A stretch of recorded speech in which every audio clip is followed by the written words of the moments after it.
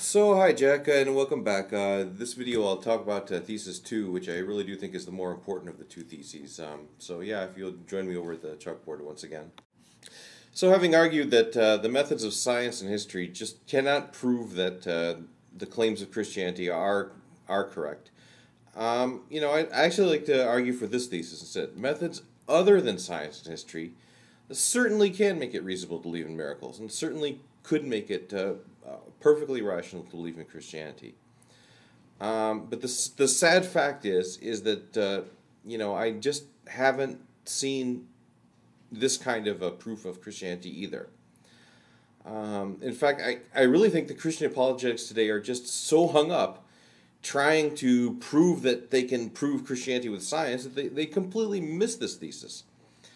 I think, the best way to describe this really is by using theological language. I think most Christian apologetics today are idolatrous of science, really claiming for science a place where it just doesn't belong.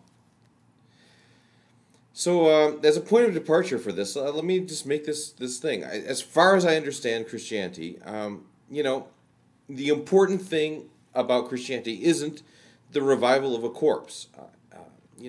This is kind of like a crude language I'm using here, like, dead meat becoming live meat. But I really think it's disgusting the degree to which, Christian apologetics today, kind of focus on trying to use science to prove the Bible. The earth-shattering claims of the Christians wasn't that Christ came back from the dead. That's just the seal of a much more important thing.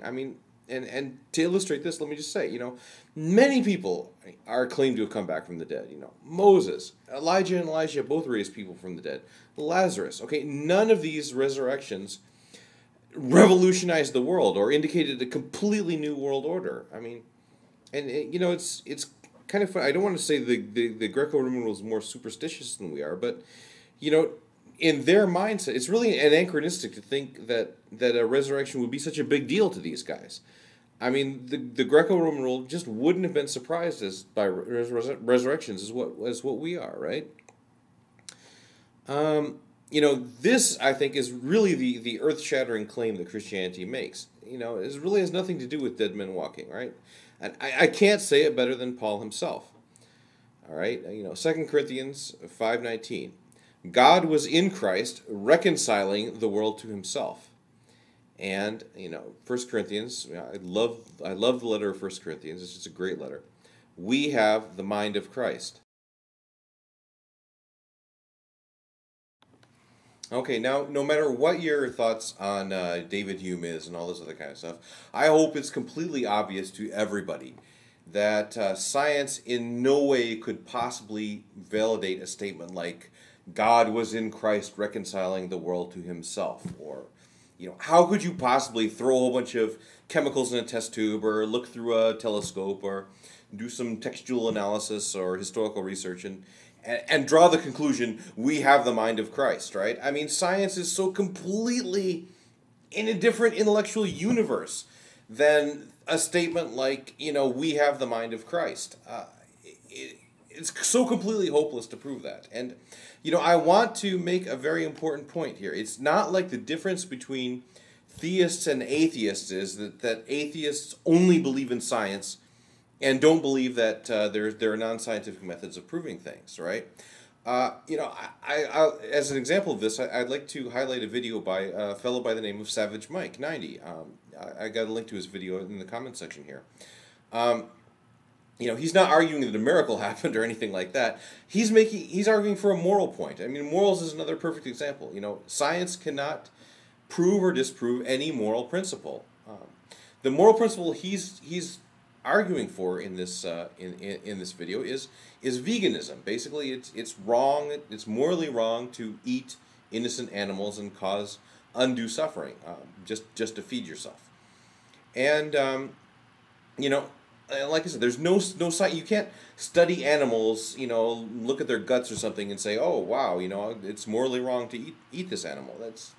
It's not a scientific thing. So how does Savage Mike prove this? Well, he exemplifies the moral principle. He shows you on screen what it's like to actually follow this principle, right? It's a great video. Him and his friend hanging out, having a great time, eating some fruit, swigging some soy milk and all this kind of stuff, and he shows the righteousness. He exemplifies the righteousness, and I think it's a very powerful statement for this moral principle. And in point of fact, almost any moral principle that you can think of, was not done by any kind of rational thing like this. I mean, for example, slavery. I mean, the human race pretty much concluded that slavery was not the right thing to do by novelists, right? Uncle Tom's Cabin and novels like this, right? I mean, science is the wrong tool to use here, basically. So what is the right tool? Let's bring it back to Christianity here, right? I mean, it's like,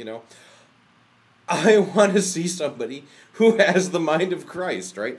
I want to see the works of God in the world, reconciling the world to God, right? I mean, Christians are claiming that the solution to this cosmic disaster area, which we call human embodied existence, has been found, and they have it.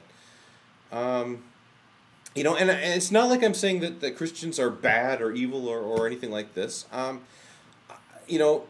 Yes, I mean, Christian churches are doing a lot of great things all over the world, and I appreciate this, and I acknowledge this.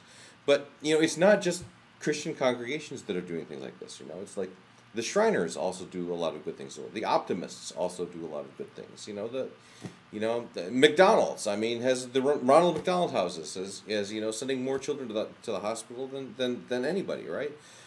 Bill Gates is going to donate mega billions of dollars, more resources than any church can possibly donate to charity, right? I mean, so it's not just, basically what I'm saying is, it's not that Christians are evil or bad. It's just I don't see that the righteousness of Christians is dramatically more than the righteousness of atheists, or that the righteousness of Christians is dramatically more than the righteousness of Muslims or any other group, right?